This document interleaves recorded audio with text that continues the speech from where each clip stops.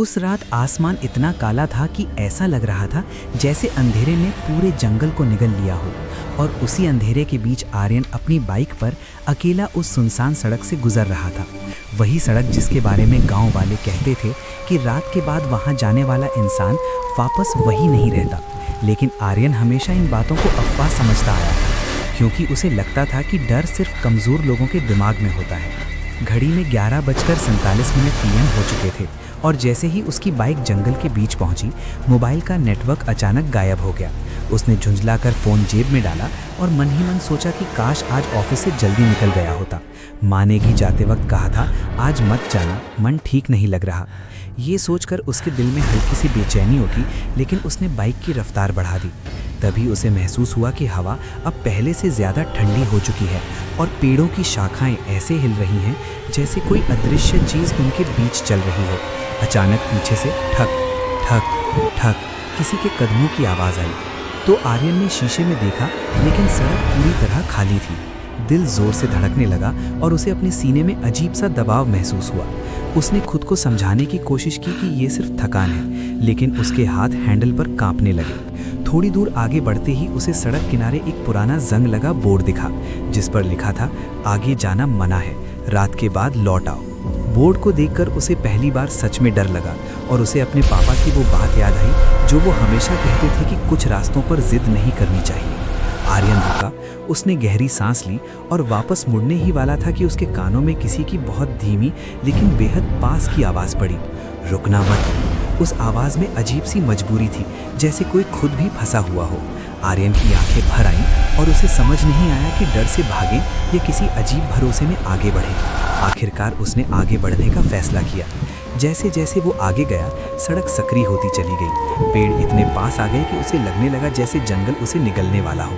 Bike की headlight बार बार झपकने लगी और तभी अचानक सड़क के बीचों बीच सफ़ेद साड़ी में एक औरत खड़ी दिखाई दी। उसके बाल चेहरे को ढके हुए थे। आर्यन ने पूरी ताकत से ब्रेक मारा और बाइक फिसलते फिसलते रुकी। उस पल उसे अपनी धड़कन कानों में सुनाई दे रही थी। कौन है? उसकी आवाज़ डर और उम्मीद के बीच अटक गई। औरत ने धीरे धीरे सिर उठाया, लेकिन जहाँ चेहरा होना चाहिए था वहाँ सिर्फ स्याह अंधेरा था। उस खालीपन को देखते ही आर्यन के दिमाग में एक ही ख्याल आया, मैं यहाँ मर जाऊँगा। उसकी आंखों के सामने माँ का चेहरा आ गया। अधूरी बातें, वो सपने जो उसने किसी से कहे ही नहीं थे। डर से चीख निकल पड़ी और उसने बाइक घुमा ली और पूरी रफ्तार से भागने लगा। लेकिन चाहे वो जितना तेज चलता, सड़क खत्म होने का नाम ही नहीं ले रही थी। पीछे से अब सिर्फ एक आवाज़ नहीं बल्कि कई आवाज़ें आने लगीं, रोने की, पछतावे की, गुस्से की, जैसे हर आवाज़ किसी इंसान की अधूरी कहानी सुना रही हो। पेड़ों के बीच काली परछाइयाँ उसके साथ साथ दौड़ती महसूस हो रही थी और आर्यन को लगने लगा कि ये सिर्फ भूत नहीं बल्कि वो लोग हैं जिन्हें किसी ने याद तक नहीं रखा। उसकी आंखों से आंसू बहने लगे और वो लगातार बुदबुदाने लगा, मुझे माफ़ कर दो, मुझे नहीं पता था।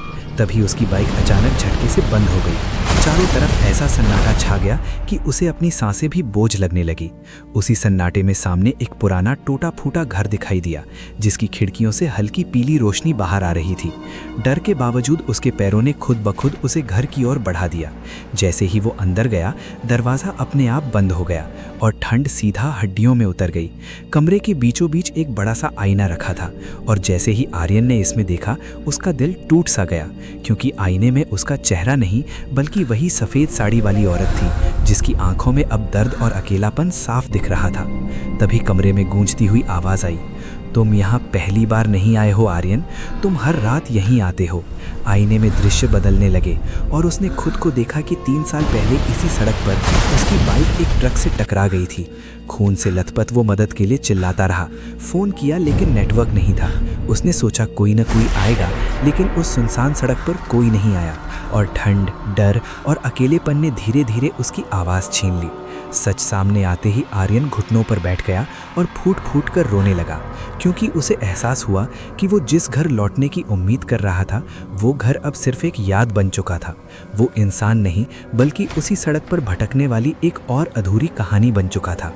अगली सुबह जब गांव वालों ने उस रास्ते से गुजरते हुए सड़क किनारे एक पूरी तरह जंग लगी टूटी बाइक देखी, तो किसी ने कांपते हाथों से उसी पुराने बोर्ड पर एक नई लाइन लिख दी, अगर आवाज़ सुनाई दे तो पीछे मत देखना, क्योंकि कुछ सड़कें सिर्फ रास्ता नहीं होती, वो इंसानों के डर, पछतावे और अधूरी जिंदगी को हमेशा के लिए अपने अंदर कैद कर लेती है। और अगर रात को तुम उस सुनसान सड़क पर नहीं फंसना चाहते तो इस वीडियो को लाइक करो और चैनल को सब्सक्राइब करो।